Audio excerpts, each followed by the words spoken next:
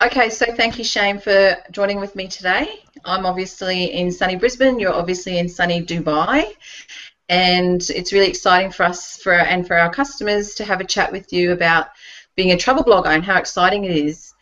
Now, I have read that you were born in Brisbane. When was the last time you visited the River City, and what's the most thing that you miss about it? I actually was born in Adelaide. I was actually born in Adelaide, but I spent 20 years in Brisbane. And my last day in Brisbane, the day I left Australia in Brisbane, was December 17, 2012. And I haven't been back since.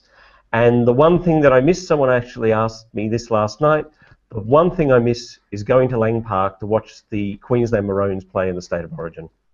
Yeah, and that first State of Origin for 2014 was last week, and New South Wales won. I know, I listened to it online. So I was a little bit devastated. But all credit, New South Wales did play with a lot of courage and heart. Yeah, exactly. Alrighty, so when did you start travelling full time, and what made you decide to do that? Well, I accidentally fell into it. It wasn't my intention. I used to work in a government job in Australia, and I was given a redundancy package, and I took the pay and left. And my plan was to actually work in a similar office job somewhere in Dubai or the UAE or in the Middle East. I hadn't really decided. But the more I kept traveling, I started to get some offers for people to say, well, why don't you come and speak at this conference, or why don't you come on this media trip with us? And by about September last year, so I'd been traveling by approximately 9 months by then, I was starting to think, I could actually make a living out of this. And it was quite an interesting realization. And since I've made that decision, it's actually become easier and easier. So it never really was intended to be my profession.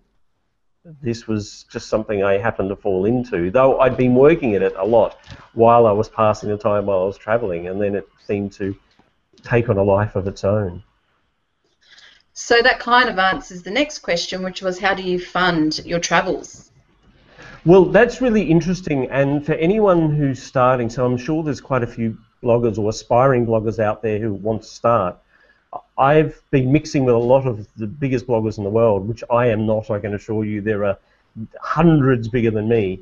But the general opinion is that you need something to fall back on, or something which is a location-independent job or location-independent skill. So a lot of people will engage in web design, they will do social media training. What I do is how I earn my money now that my redundancy pay is well and truly gone, is I earn money through training people in public speaking, because I've been public speaking for more than 20 years, and also in social media.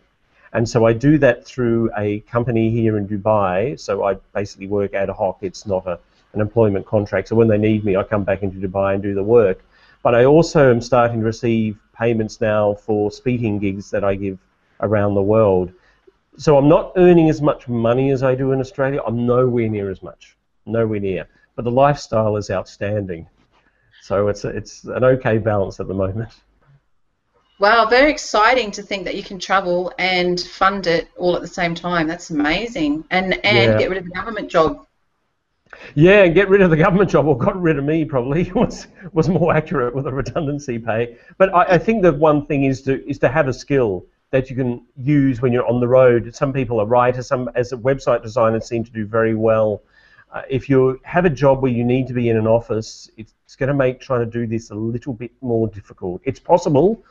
I mean, I was blogging for 10 years and I was working for the government the whole time. It was just a hobby. I just traveled and I put something on the web and that was it. But once I started doing this full time, I noticed that destination organizations approached me differently, because they said, what do you do? And in lieu of anything else, because I was still trying to find work, I just said, well, I'm a blogger. And it was amazing how that worked, because they knew that's all I did full time. Awesome. So when you do have the funds available, do you prefer to travel by plane or by car? Can I try train? Really? Train, yeah. Train is my favorite travel. I'm actually planning one now from Dar es Salaam in Tanzania to Zambia. It's about a 3-day journey, could be 4 days depending on the railway.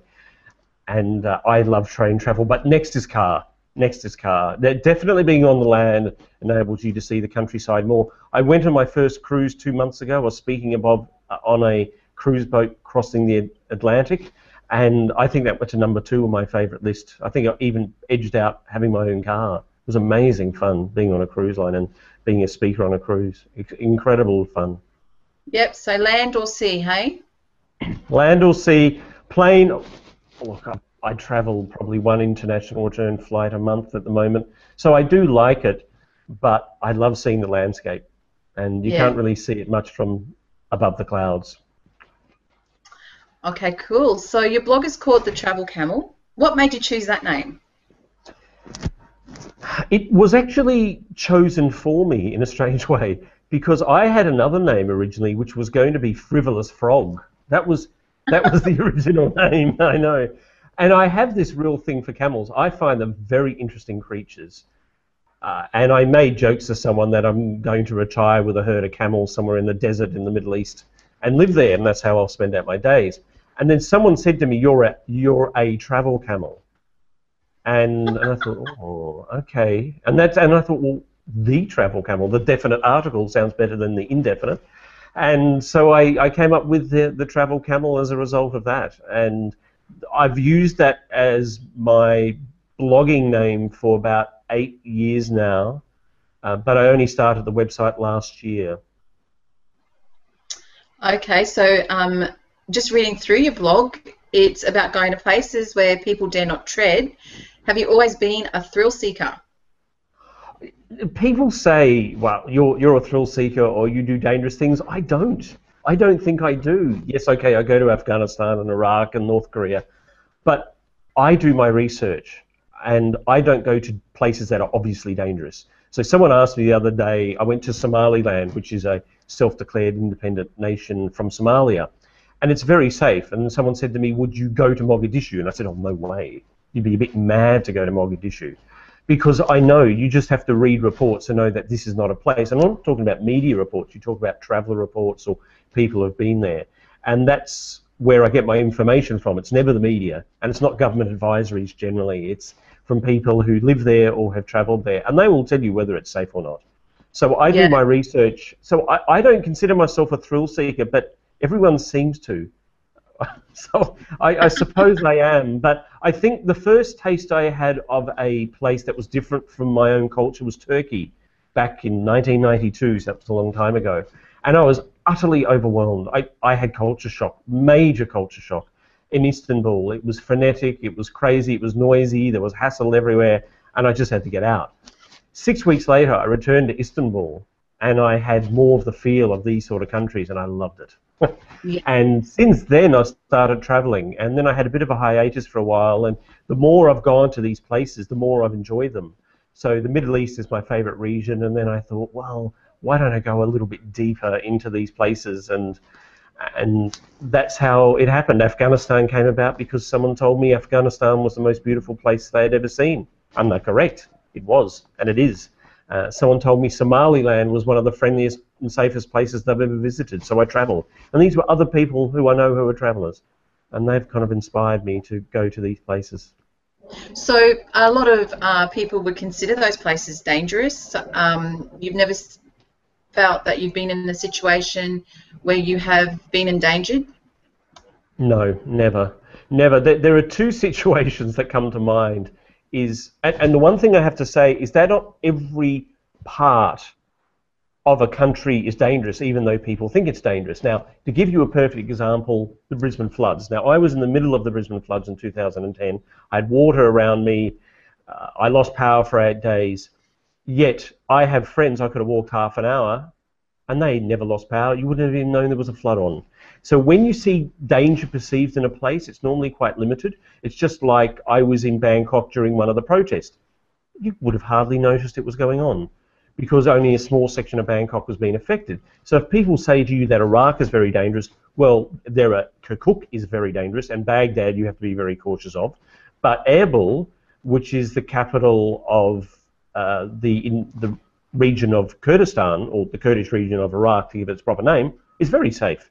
Somalia has some very bad areas, but Somaliland, which is a self-declared territory again, Hargeisa is one of the safest cities I've ever seen, safer than any city I've seen in Australia. So Wow. you have to decide on where are the dangerous areas or not. So I do my research.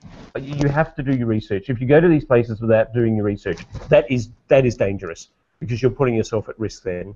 You really are. So you need to do the research. There's some great tips there for anyone that's considering doing the same thing. So Shane, so you are a public speaker. You do coaching for public speaking. You also co-host a radio show called The Travel Show. Which among these careers do you enjoy the most? Okay, my favourite, without a doubt, is the public speaking. I've done that for more than 20 years. I joined Toastmasters International, which is a non-profit speaking organisation. I joined it first at Southport Toastmasters on the Gold Coast, and then when I moved to Brisbane in 1993, I joined Young Achievers at QUT Toastmasters, and I farewelled them in December 2012, very sadly. But I would recommend anyone who wants to get involved in public speaking, go to a club, try different clubs. It's like a car. Not everyone likes the same cars, and not everyone's going to like the same club. Try it out and see how you feel. I love it. I think the thrill I get speaking in front of a big audience, and a big audience I'm talking about 300, 400, 500, is extraordinary. The speech I gave in Malaysia, which I called Once Upon a Time, I think that's probably the most incredible speaking moment I've had in 20 years of public speaking. There was an intensity, 500 people, and you could have heard someone breathe. I was describing meeting a gentleman when I was in Afghanistan who was hiding from the Taliban, and I was trying to explain the story of his life, and it was such an intense environment, and you could just feel it. I'm getting chills talking about it now. And to know that you can stand and convey that story and have people emotionally impacted by it it's exhilarating. It's as fun as crossing a border into Afghanistan or Yemen or into North Korea. It's extremely exhilarating. And the radio show, I must say, is I'm only an occasional presenter. They have two presenters, but one of them goes on holidays or is on a media trip, which one is next week. I'll go in and I'll co-host the show for a few days, and I love it. It's great fun. Get to talk about travel with the whole community in Dubai. Wonderful. Fantastic. So it sounds like you get a great adrenaline rush from speaking. Oh, I do. And it's nervous. It's really nervous. And people say to me, one of the hints, people say, I get nervous when I speak. And I say, well, that's good. I still get nervous when I speak after 20 years. If you don't have nerves, then you give a very flat delivery and a very flat performance. The secret is to turn that nerves and turn it into an energy and give it some power and give it some passion when you're up there. And that's really the secret. So nerves are good. You just need to control them. Now, you do wear a hat, very similar to Indiana Jones, and you happen to have it on today, which is awesome. Are you a fan of Harrison Ford's famous character? Well, I am, and it is actually an Indiana Jones hat. It is actually an Indiana Jones hat. Just wait, I'll just show you. Hang on. See if you can see it. Look, there it is, look. Yep. Yep, there it is. So it is actually an Indiana Jones hat, and I have two. This is one, and this is my other, and there's a reason for both. So there's the other one. I had one that I had for 5 years, and it started falling apart. In Somaliland, I knew that it was starting to look really shabby. So I ordered two new ones, and the one I'm wearing now is for my official function. So when I'm giving presentations, I wear this. When I'm going to conferences, I wear this. When I'm on Google Hangouts, I will wear this. When I'm traveling, when I was on the cruise boat, I wore it. When I'm going on adventures, this will stay, because this is the beautiful fur felt one. And this is a crushable soft one. So this, I can crush like this, and it's going to be fine. It's just going to pop back into shape, if you can see. Look at that. Amazing demonstration there. So it'll pop back into shape. Where this one, if you crush, it stays crushed. So that when I go to Africa, the other one will come with me. I bought it because I saw it in a store on the Sunshine Coast. I was in the Sunshine Coast, I was with a friend, and I thought, gee, this is a nice looking hat, isn't it? So I put it on, knowing it was an Indiana Jones hat, and my friend who was with me at the time, Fee, looked at it and said, wow, that looks really good on you. And I looked at myself, and females are better judges than males. We're hopeless at this sort of stuff. And if she said it looked good, then you know it must have looked good. So I have worn it, and I wear it because I like it. People think it's a brand. Well, it's not. It's become a brand now. People don't recognize me without it, but I originally bought it because I just liked it. And am I a fan of the Harrison Ford character? Oh, absolutely. Absolutely. I have all the movies on DVD, and I love the music, and I don't get into the fights he does, and I don't drink alcohol, so I don't get in those drunken brawls that he seems to end up in. But that sense of adventure that brought those movies, I saw all of them in the cinema. I remember seeing Raiders of the Lost Ark in the cinema back in the early 80s, and I was just taken away. It was a wonderful movie, apart from the scene with the spiders, because I hate spiders. Absolutely hate them. But apart from that scene, it is a movie that I can watch again and again and again, and I have. And there's something very romantic about it. And so people think what I do is probably romantic as well, just traveling and exploring and making a living on the road. So it's probably a good match, I think. So back when you were watching those movies, would you ever have thought that this would be your life today?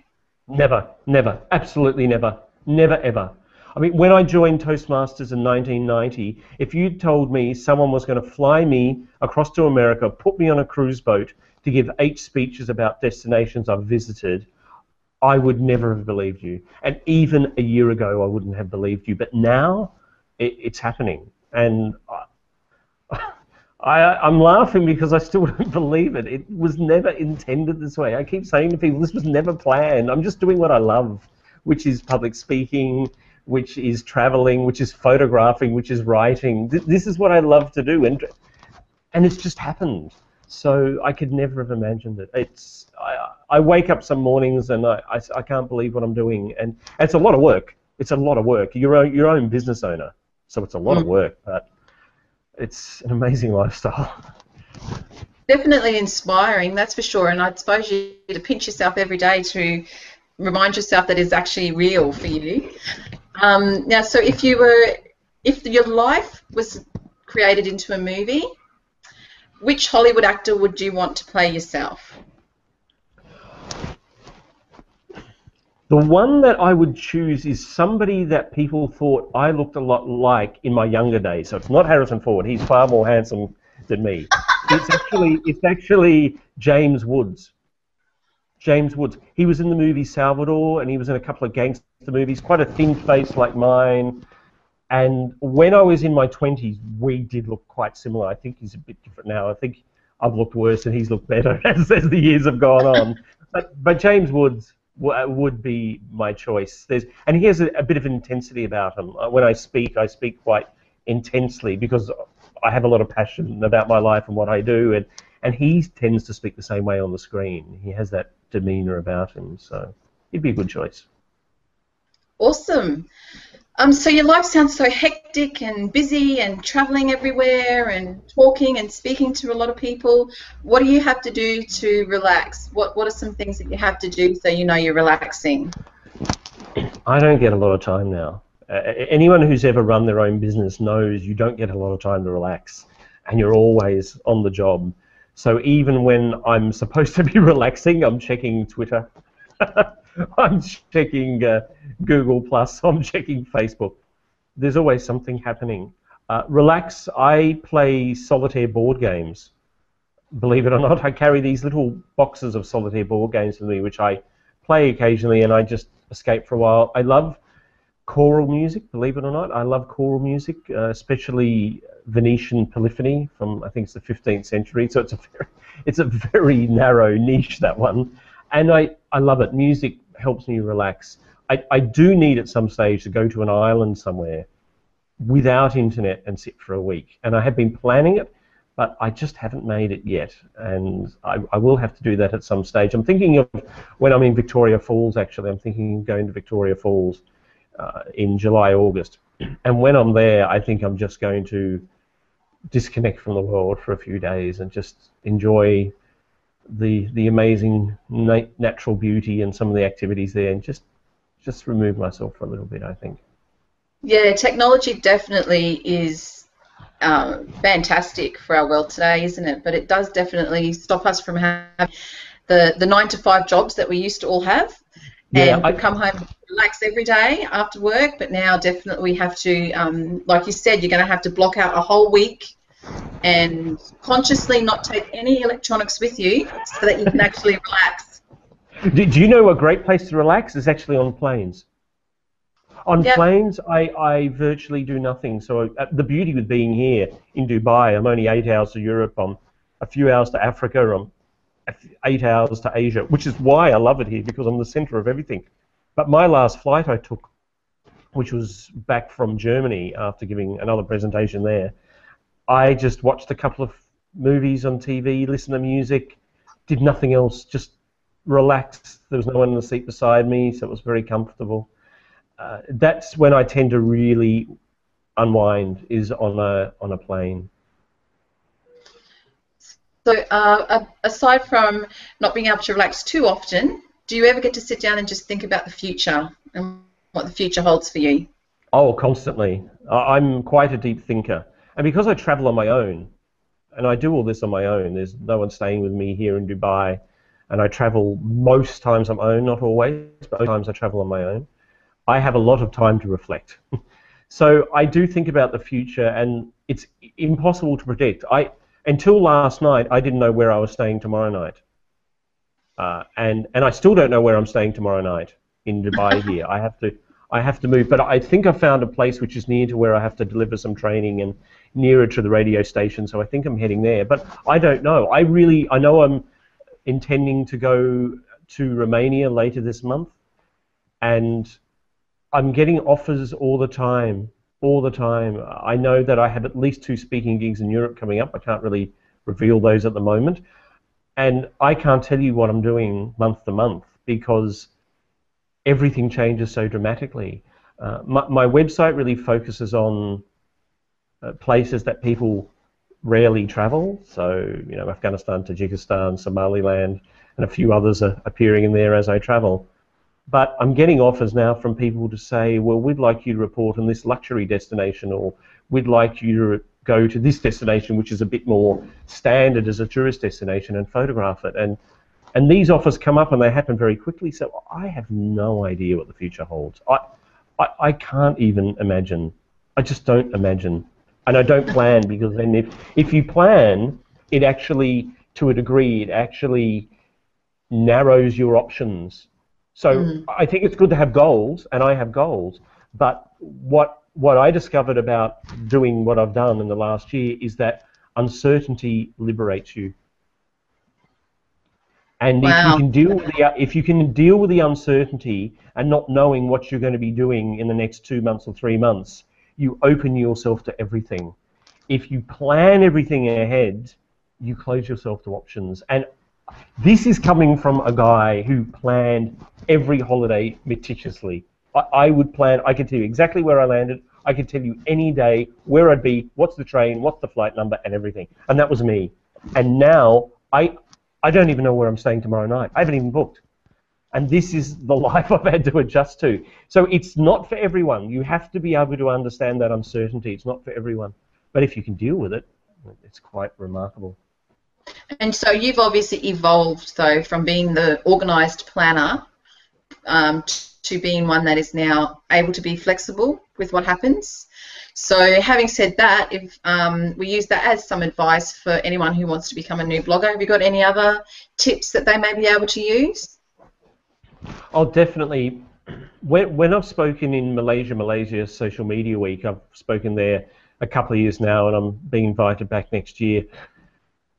There is a belief amongst quite a few bloggers there, and it's not uncommon to Malaysia, is that you will get involved in blogging so you can make a lot of money.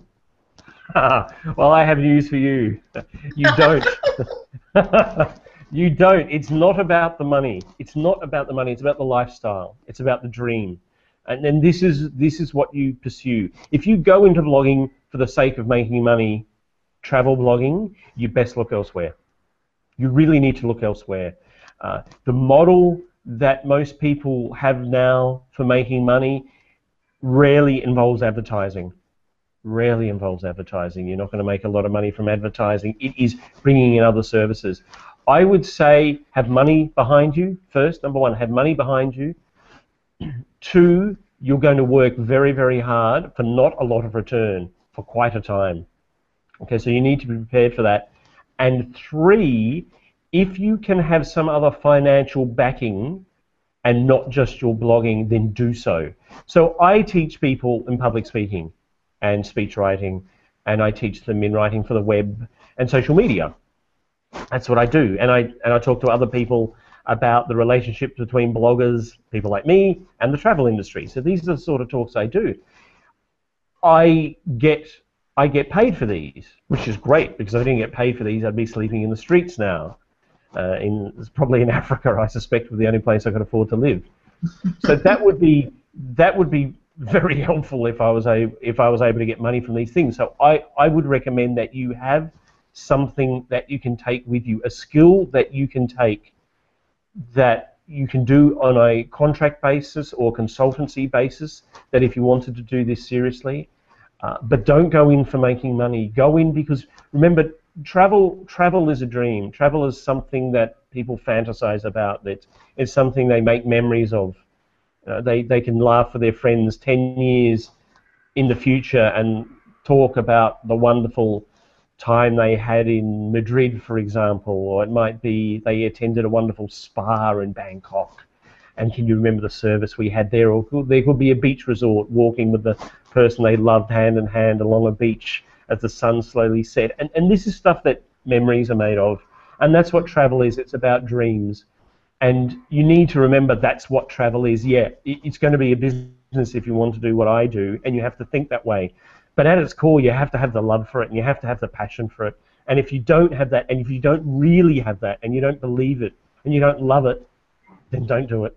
Just don't do it. Just be a hobby blogger and do it as a bit of a fun, and you'll get a few benefits here and there. But if it is something that's running through your blood, truly running through your blood, then give it a go. Awesome. And what better way to end our interview with such an inspirational speech there. Thank you so much, Shane, for spending some time with us and hopefully inspiring a little bit of travel bug in all of us to come out and experience the world like you're experiencing. Thank you very much for having me.